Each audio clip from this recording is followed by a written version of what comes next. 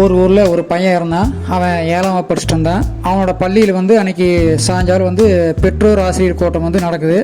அப்பா காலையிலேருந்து அவன் வற்புறுத்தி வாங்க வாங்கன்னு சொல்லிகிட்டு இருக்கிறான். அப்பா முன்னாரு சரி பையன் எவ்வளோ காலம் சொல்கிறான்னு சொல்லி போட்டு சாயங்காலம் அந்த பள்ளிக்கூட கூட்டத்துக்கு போனார். அது ஒரு பெரிய பள்ளிக்கூட ஹாலு.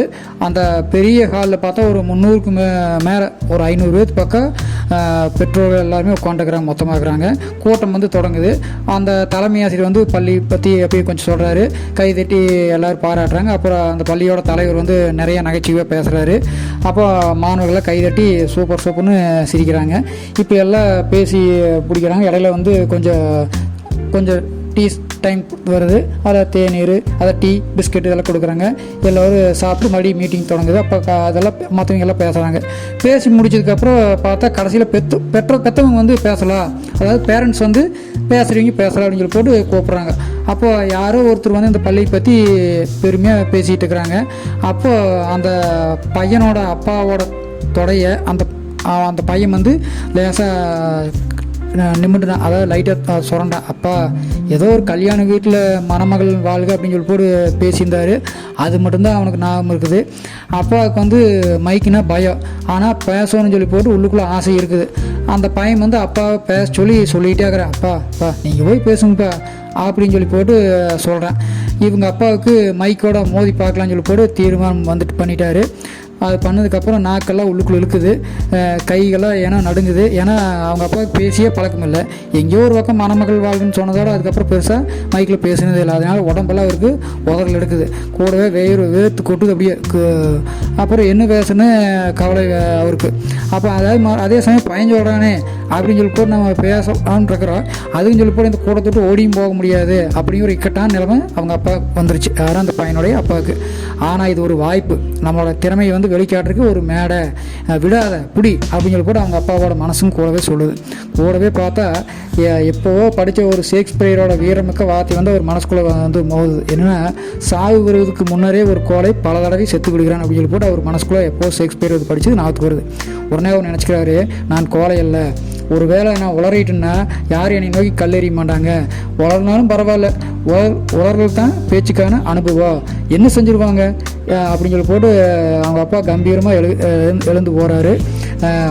அவரோட மனசு உன்னால் முடியும், பேசு அப்படின்னு சொல்லி போட்டு கட்டளை கொடுக்குது. என்னைக்கோ படித்த பஞ்சதந்திர கதை அவருக்கு ஞாபகம் வருது. பழமொழி எட்டி கொஞ்சம் பார்க்குது. அதையெல்லாம் அந்த அனுபவமெல்லாம் வச்சு கதையாக அவர் பேச ஆரம்பிக்கிறார். முதல்ல அப்பாவோட அந்த பையனோட அப்பாவோட ஆரம்ப பேச்சு பயம், உளறல் அப்படின்னு கொஞ்சம் தொடங்கினாலுமே அப்புறமா என்ன நடந்ததுன்னா மேஜிக்கே நடக்குது. என்னென்னா, எல்லோரும் இடையில சிரிக்கிறாங்க, ஒரு பெரிய கைதட்டலும் தட்டுறாங்க. ஒரு மிகப்பெரிய பேச்சாளருக்கான பேச்சு அவருடைய பேச்சில் இருந்தது. அது எல்லாருமே ரசிக்கிறாங்க. போக போக அருமையாக எல்லோரும் கவனிக்க ஆரம்பிச்சிட்டாங்க. கடைசியில் இடைவிடாமல் எல்லோரும் பேசி முடிச்சதுக்கப்புறம் ரொம்ப இடைவிடாமல் கைதட்டிகிட்டே இருக்கிறாங்க. அப்பாவுக்கு சரியான உற்சாகமாயிருச்சு. மேலேருந்து அப்படியே வரும்போது தூள் கிளப்பிட்டீங்க சார் அப்படின்னு சொல்லி கூட எல்லோரும் சொல்கிறாங்க. அவங்க அப்பாவுக்கு அப்படியே மகிழ்ச்சி கரை உணர்ந்து ஓடுது. பையன் கை உழுக்குறான், அப்பா சூப்பர்ப்பா அப்படின்னு சொல்லி போட்டு, இனி எந்த மேடைனாலும் சரி தூண் கலப்பிடுவேன் அப்படின்னு சொல்லி போட்டு அப்பா மனசுக்குள்ளே நினச்சிட்டு அப்படியே கீழே இறங்கி வர்றாரு. கூட்டம் முடியுது. அந்த பையன் அவங்க அப்பா கை பிடிச்சிட்டு அப்படியே கெத்தாக சந்தோஷமாக வெளியே நடந்து வரான். அப்போ வெளியில் வர்றப்போ அந்த கூட்டம் அப்பா அப்படியே பிரமிச்சு பார்க்குற மாதிரி இவனுக்கு ஃபீலிங் ஆகுது. அப்பா ஏதோ ஸ்லோ மோஷன் நடக்கிற மாதிரி இருக்க அந்த நேரத்தில் யாரும் அவர் கைவிழிக்கு பேசுகிறாங்க. யாருன்னா அங்கே வேலை செய்கிற ஒரு ஆசிரியர் சொல்கிறாரு, சார் நல்லா பேசுனீங்க, எவ்வளவோ திறமை அதை வெளிக்காட்டிக்காமல் இருந்தால் வேஸ்ட் சார். நிறைய பேருக்கு ஏராளமான திறமை இருக்குது, ஆனால் பயந்துக்கிட்டு ஓடி ஒழிஞ்சிக்கிறாங்க. தைரியமாக வந்தவன் சாதிக்கிறான் அப்படி. அதனால் நீங்கள் சூப்பராக பேசுனீங்க சார், நீங்கள் சாதிக்கிறதுக்கு உங்களுக்கு வாய்ப்பு இருக்குது சார், அருமை சார் அப்படின்னு சொல்லி போட்டு அவர் பாராட்டுறாரு. அப்போ தான் அவங்க அப்பாவுக்கு மிகப்பெரிய ஒரு வாய்ப்பு இருக்கிறது மாதிரி உணர்றாரு. அவர் பேசுகிற ஒரு மடி தொடர்ந்து சொல்கிறாரு, இங்கே மொத்த பெற்றவங்க, பேரண்ட்ஸு, டீச்சர்ஸு எல்லோரும் ஒரு 500 பக்கம் வந்திருப்போம். ஆனால் அதில் 5 பேர் தான் பேசியிருக்கிறாங்க. அந்த 5 பேரில் நீங்கள் இனி எல்லாத்துக்கும் தெரியுவீங்க, ஆனால் மீதி பேரை யாருக்குமே தெரியாது. உங்கள் தைரியம் எல்லோருக்கும் வேணும் சார். நீங்களும் ஒரு ஓரமாக நிகழ்ச்சியை பார்த்துட்டு இப்படி பேசாமல் வந்திருந்தீங்கன்னா மீதி பேரில் நீங்களும் ஒருத்தர் தான். ஆனால் திறமையை மறைச்சி வைக்கக்கூடாது சார், வாய்ப்பை பயன்படுத்தணும் சார்.